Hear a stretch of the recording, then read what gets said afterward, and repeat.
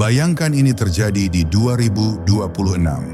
Dalam satu malam, langit menyala seperti retak. Satelit mulai diam, listrik berkedip, internet melambat, dan di tengah kepanikan, seseorang membuka buku tua berdebu, lalu menemukan kalimat yang terasa seperti ditulis untuk hari itu.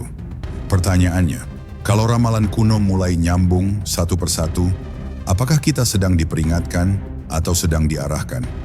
Karena yang membuat 2026 terasa berbeda bukan satu nubuat, tapi banyak nubuat yang setidaknya dalam tafsir modern seakan menunjuk ke fase yang sama.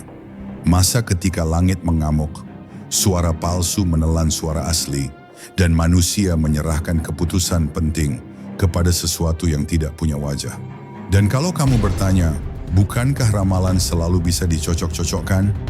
Kamu benar, tapi tunggu dulu. Ada pola yang lebih mengganggu, pola urutan, seolah ada skrip, seolah kita sedang berjalan di rel dan 2026 adalah tikungan tajamnya.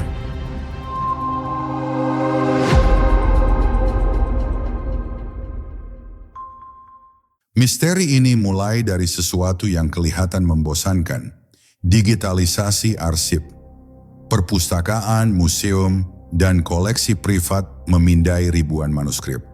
Tiba-tiba, teks-teks yang dulu tersebar dan sulit diakses bisa dibandingkan berdampingan dalam hitungan detik. Lalu muncul tren baru. Orang-orang menjalankan analisis pola bahasa, bukan untuk membuktikan hal gaib, tapi untuk memetakan motif berulang. Kata-kata tentang langit, api, besi, jaringan, suara palsu, mata yang melihat segalanya. Dan anehnya, motif itu menumpuk pada periode yang sama, pertengahan dekade 2000-an. Pada saat yang sama, dunia nyata juga memberi pemicu emosional. Badai matahari besar yang membuat aurora terlihat di tempat yang jarang, berita deepfake yang makin sulit dibedakan, dan sistem digital yang makin jadi tulang punggung hidup kita. Seolah alam dan teknologi sama-sama sedang mengetuk pintu. Dan disinilah banyak orang mulai berbisik. Bagaimana kalau 2026 bukan tahun biasa? Bukan akhir dunia, tapi awal babak yang mengubah cara manusia hidup. Kita mulai dari yang paling terkenal, Nostradamus. Michel de Nostradam, abad ke-16, menerbitkan Les Prophéties pertama kali tahun 1555. Isinya kuatren, bait pendek yang sengaja kabur, campuran simbol, anagram, dan rujukan astrologi. Ini fakta sejarah, bukan legenda. Lalu ada tradisi apokaliptik Kristen awal seperti Kitab Wahyu yang penuh gambaran kosmik. Langit berubah, bintang jatuh, trompet, tanda di dahi, sistem perdagangan, ketakutan massal. Terlepas dari tafsir, teks ini terbukti punya pengaruh besar dalam psikologi manusia tentang akhir zaman. Kita juga punya catatan Babilonia seperti Enuma Anu Enlil, kumpulan pertanda langit pada tablet kuniform. Ini bukan ramalan tanggal, tapi sistem membaca pola kosmik, gerhana, planet, komet, lalu mengaitkannya dengan stabilitas kerajaan. Dari India ada konsep siklus zaman yuga yang populer lewat ringkasan kosmologi di Purana. Ide utamanya bukan satu hari kiamat, tapi degenerasi bertahap. Nilai runtuh, kebohongan naik, manusia makin jauh dari kebijaksanaan. Di banyak kebudayaan lain, pola serupa muncul. Sejarah sebagai roda, bukan garis. Zaman berputar, peradaban naik turun, dan setiap kali memasuki fase tertentu, selalu ada cerita tentang tanda-tanda. Sekarang anomali itu, kemiripan motif lintas budaya yang terasa relevan secara spesifik dengan dunia modern. Api di langit, hari ini bisa berarti badai geomagnetik. Mata yang melihat segalanya, hari ini bisa berarti kamera, satelit, sensor, dan pengawasan. Suara tanpa mulut, hari ini terdengar seperti AI Narner yang berbicara dengan suara siapapun. Kata-kata palsu lebih cepat dari kenyataan. Hari ini adalah era deepfake, bot, dan banjir informasi. Lalu yang paling menekan, jaringan rapuh. Dunia modern hidup dari jaringan, listrik, kabel bawah laut, GPS, cloud, rantai pasok digital. Sekali saja ada gangguan besar, bukan cuma ekonomi yang runtuh, identitas manusia bisa kacau. Di titik ini, 2026 mulai muncul bukan sebagai tanggal mistis, tapi sebagai simbol fase, puncak ketergantungan manusia pada sistem yang tidak kita pahami sepenuhnya, tepat ketika alam juga sedang berisik. Penjelasan ilmiah paling umum itu sederhana. Otak manusia adalah mesin pencari pola. Kita mengalami apofenia, melihat hubungan pada hal acak. Kita juga kena confirmation bias, mengumpulkan bukti yang mendukung, membuang yang mengganggu. Ramalan kuno juga sering memakai bahasa simbolik. Api bisa berarti perang, penyakit atau matahari. Binatang bisa berarti kerajaan, ideologi atau manusia rakus. Ketika simbol cukup fleksibel, ia bisa cocok dengan hampir apa saja. Ada lagi Texas Sharpshooter Fallacy. Kita menembak dulu kejadian terjadi, baru menggambar target di sekitarnya. Tahun 2026 terasa spesial karena kita hidup di dekatnya. Kalau kita lahir di 1720, kita akan menemukan alasan mengapa 1720 adalah titik akhir. Menurut teori ini, 2026 bukan ramalan yang jadi nyata. 2026 adalah cermin kecemasan kita tentang AI, iklim, perang informasi, dan masa depan yang terasa makin sempit. Tapi lalu ada titik balik. Bukan karena satu teks tiba-tiba menyebut 2026 secara jelas, melainkan karena ketika motif-motif itu disusun, beberapa tampak membentuk urutan kejadian, bukan sekadar simbol acak. Urutannya sering terdengar seperti ini. Pertama, gangguan langit, tanda kosmik. Kedua, runtuhnya kepercayaan publik, suara palsu menguasai. Ketiga, munculnya penjaga, bukan raja, bukan nabi, melainkan sistem yang mengatur siapa boleh bicara, siapa boleh membeli, siapa boleh bergerak. Dan yang membuatnya menusuk, urutan itu cocok dengan arah peradaban modern. Kita makin tergantung pada skor, verifikasi, akses, algoritma. Kita tidak lagi hidup di dalam kota.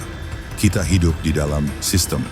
Disinilah teori mainstream mulai goyah bagi sebagian orang. Karena yang terasa pas bukan hanya 1-2 kalimat, tapi struktur ceritanya. Seolah ada kerangka besar yang kebetulan bertahan selama ribuan tahun. Sekarang kita masuk ke hipotesis alternatif, yang tidak meminta kamu percaya, hanya meminta kamu membayangkan. What if ramalan kuno itu bukan melihat masa depan, tapi menerima bocoran? Dalam filsafat fisika, ada gagasan seperti block universe. Masa lalu, kini, masa depan sama-sama ada, dan kesadaran kita yang bergerak.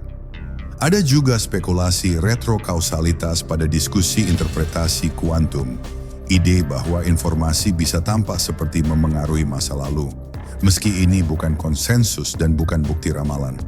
Dalam versi yang lebih gelap, bagaimana kalau di masa depan ada entitas, bisa manusia, bisa AI super cerdas, yang menanam petunjuk ke masa lalu lewat budaya.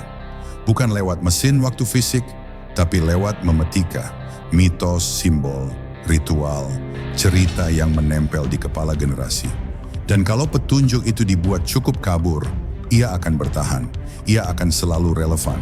Sampai akhirnya, pada fase tertentu, misalnya 2026, ia menyala karena dunia sudah punya teknologi yang membuat simbol-simbol itu terlihat nyata. Bentuk paling halus dari perjalanan waktu mungkin bukan tubuh yang kembali ke masa lalu, tapi informasi. Dan informasi tidak butuh pintu besi, ia hanya butuh pikiran manusia sebagai host. Kalau ini benar, meski hanya sebagian, dampaknya mengguncang. Karena itu berarti sebagian keputusan kolektif manusia mungkin dibentuk, bukan oleh takdir tapi oleh narasi yang disuntikkan dan diwariskan. Dan di era digital, narasi adalah senjata. Kalau orang yakin tahun ini pasti chaos, mereka menimbun, panik, saling curiga. Ramalan berubah jadi self-fulfilling prophecy. Bukan karena alam semesta patuh pada teks, tapi karena manusia patuh pada ketakutannya. Bayangkan skenario paling realistis. Badai matahari besar mengganggu komunikasi beberapa hari. Deepfake memicu kepanikan politik. Lalu publik meminta penjaga yang tegas. Sistem verifikasi identitas yang absolut, kontrol informasi yang ketat, dan algoritma yang menentukan mana yang benar. Dari sini, 2026 atau sekitar itu bisa menjadi tahun ketika manusia menukar kebebasan dengan rasa aman. Dan ketika itu terjadi, ramalan apapun tidak perlu benar. Kita sendirilah yang membuatnya tampak benar. Namun ada cara lain membaca semua ini. Mungkin ramalan kuno bukan peta masa depan. Mungkin itu hanya pesan psikologis lintas zaman. Ketika dunia memasuki fase rapuh, manusia cenderung kehilangan kompas batinnya. Dan setiap kali kompas itu hilang, kita mulai mencari kepastian dari luar. Dari tokoh, dari sistem, dari nubuat. Padahal yang paling menentukan bukan tanda di langit, tapi respons di dalam diri. Kalau 2026 adalah pintu, mungkin pintu itu tidak membawa kita ke kiamat. Mungkin pintu itu membawa kita ke ujian kedewasaan. Ujian apakah kita bisa tetap waras ketika realitas bisa dipalsukan. Apakah kita bisa tetap manusia ketika keputusan bisa di-outsourcing ke mesin. Karena peradaban tidak runtuh hanya karena bencana. Peradaban runtuh ketika orang-orang berhenti percaya bahwa mereka punya kendali atas pilihan moralnya. Jadi mungkin ini pesan paling inspiratif dari kisah paling mencekam. Kalau masa depan terasa seperti ramalan, maka tugas kita adalah memutus rantainya. Menolak panik, menolak jadi alat, menolak menyerahkan jiwa pada suara yang paling keras. Sekarang giliran kamu. Pilih satu. A. Ini hanya pola kebetulan yang otak kita paksa agar bermakna. B. Ini bocoran informasi, entah lewat budaya, entah lewat sesuatu yang belum kita pahami. C. Ini self-fulfilling prophecy. Kita membuatnya nyata karena kita mempercayainya. Tulis pilihanmu di komentar A, B, atau C. Lalu jelaskan alasanmu dalam satu kalimat paling tajam. Biar kita lihat siapa yang berpikir dengan data, siapa yang berpikir dengan intuisi, dan siapa yang curiga pada keduanya. Dan satu pertanyaan terakhir yang lebih personal. Kalau kamu benar-benar bisa mengirim pesan ke dirimu sendiri di tahun 2026, kamu akan memperingatkan apa? Atau kamu akan mengatakan, tenang, ini bukan akhir?